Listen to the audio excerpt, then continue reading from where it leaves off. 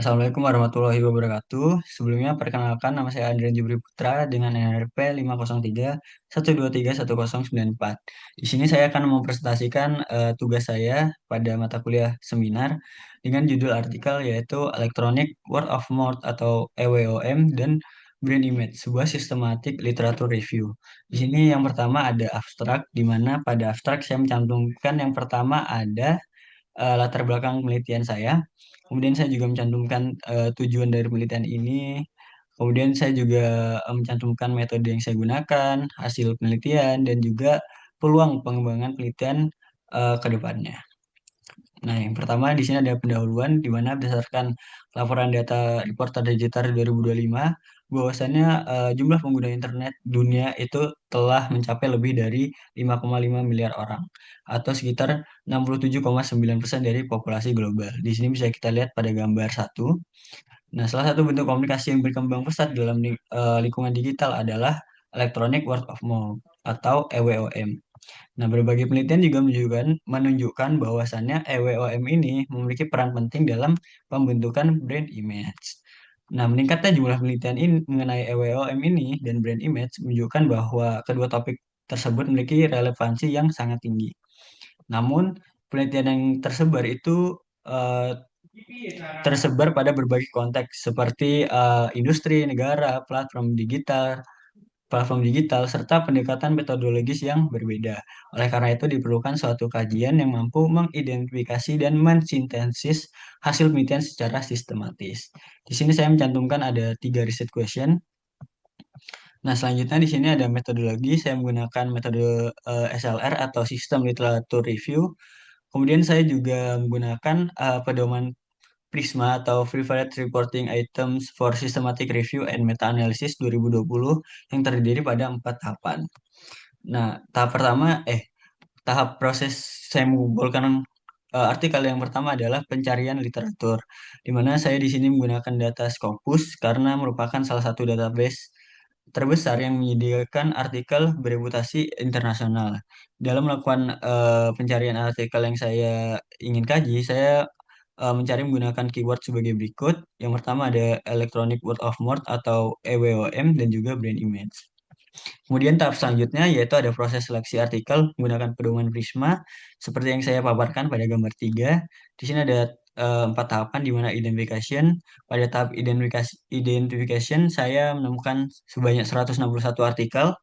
Kemudian saya melakukan screening sehingga tersisa 159 artikel. Kemudian saya melakukan tahap eligibility sehingga tersisa 38 artikel dan pada inclusion saya menyisakan 21 artikel yang layak saya lakukan eh, kajian pada penelitian kali ini. Kemudian di sini ada teknik analisis data. Saya menggunakan analisis deskriptif dan juga sintesis naratif. Nah, selanjutnya ada hasil dan pembahasan. Yang pertama ada karakteristik artikel. Berdasarkan proses yang saya lakukan pada seleksi menggunakan pedoman Prisma, saya memperoleh 21 artikel yang memenuhi kriteria dan saya gunakan sebagai sumber utama. Nah, artikel-artikel tersebut itu dipublikasi pada periode 2018 hingga 2026 dan berasal dari berbagai negara. Di sini bisa kita lihat pada tabel 1 yaitu karakteristik artikel. Di sini saya mencantumkan penulis, tahun, judul, negara, metode, dan temuan utama dari 21 artikel tersebut. Kemudian di sini ada tren penelitian di mana bisa kita lihat pada tabel 2. Di sini ada distribusi artikel berdasarkan tahun. Kita bisa lihat bahwasannya pada tahun 2018 hingga 2020 artikel yang mempublikasi mengenai topik EWOM dan brand image itu masih relatif rendah. Kemudian pada tahun 2024 itu mulai naik sebanyak 5 artikel publikasi dan kemudian sempat turun lagi pada tahun 2025 dan 2026 dan pada tahun 2026 hanya 1 artikel yang dipublikasi mengenai topik tersebut. Nah, selanjutnya ada tabel 3 yaitu perkembangan fokus penelitian. Di sini saya membagi menjadi 4 periode. Yang pertama ada periode 2018 hingga 2019. Fokus penelitiannya lebih ke pengaruh EWOM terhadap brand image, brand trust, dan brand equity sebanyak 6 artikel. Kemudian pada periode selanjutnya, yaitu 2021 hingga 2026, itu lebih fokus pada kredibilitas EWOM dan peran brand image. Kemudian pada periode ketiga yaitu 2023 hingga 2024 itu lebih ke hubungan EWOM dengan brand trust, brand loyalty dan lainnya. Kemudian pada periode terakhir ini yaitu 2025 hingga 2026 itu fokus penelitiannya lebih ke model penelitian yang lebih kompleks dengan variabel mediasi dan juga moderasi. Nah, kemudian selanjutnya di sini ada sebaran penelitian.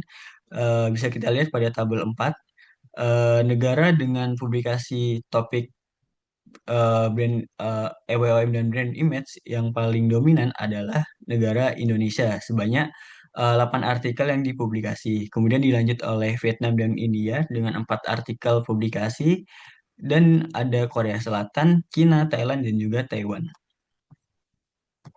Kemudian di sini ada tabel 5 yaitu sebaran artikel berdasarkan objek.